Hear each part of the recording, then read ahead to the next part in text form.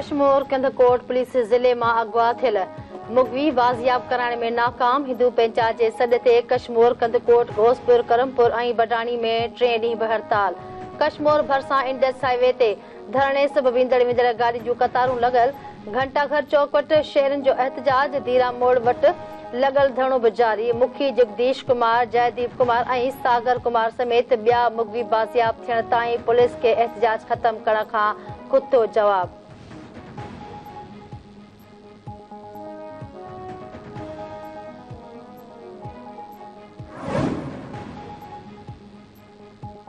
कोरंगी ज़मान town में गुदाम के लगल बाहि ते ज़ाब्तो अची वियो। कूलिंग जो अमल जारी। फायर ब्रिगेड जी 5 गाड़ियुनि 1.5 कलाक जी कोशिशुनि खां पोइ बाहि ते ज़ाब्तो आंदो।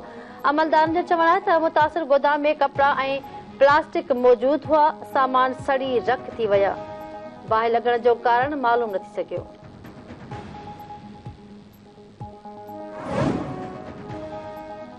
कराची में 80 लख रुपयनि जी फुर ऐं मज़हब ते हिक ॼणे खे क़त्ल कंदड़ जाबदारनि मां हिकु पकड़जी पियो। 21 अगस्त ते मेट्रोविल वारे इलाक़े मां 80 लख रुपया फुर करण वारी वीडियो साम्हूं आई हुई। गिरफ़्तार जाबदार 250 वारदातुनि जो एतराफ़ करे वरितो।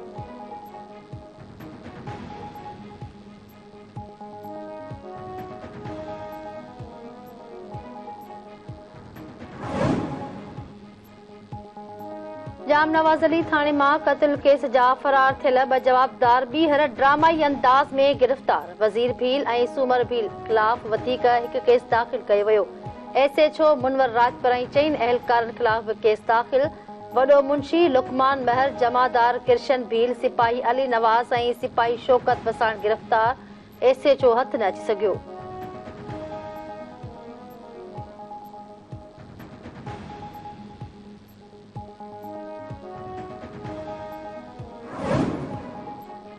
खैरपुर नाथन शाह वेझो गोठ लोलजा में नौजवान ज़ुबैर अहमद बबर घरू अणबणत तां ज़हरीली दवा पी आपघात करे छॾियो।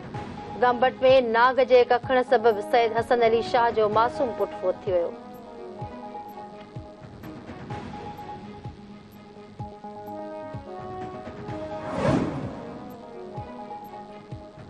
बरसात सबब एशिया कप में पाकिस्तान ऐं भारत जी मैच ख़त्म। ॿिन्ही टीमुनि खे हिकु पॉइंट ॾिनी वई।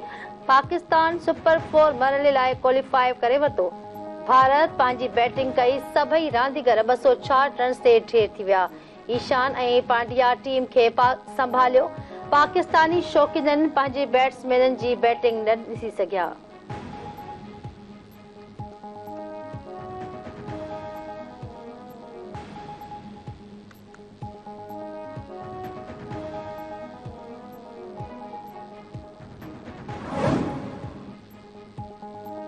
एशिया कप जा दिलचस्प मुक़ाबला जारी। अॼु बांग्लादेश ऐं अफगानिस्तान आम्हूं साम्हूं। लाहौर जी क़ज़ाफ़ी स्टेडियम में पाकिस्तानी वक़्त मुताबिक़ मैच 2:30 वॻे शुरू थींदी।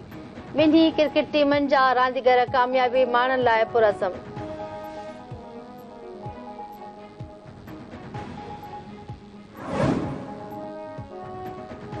ऐं पाकिस्तान ऐं ॾखण अफ्रीका जे वुमेन क्रिकेट टीमनि विच में 3 ॾींहनि जी T20 मैचिस वारी सीरीज़ जी ॿी मैच अॼु कराची में खेॾी वेंदी।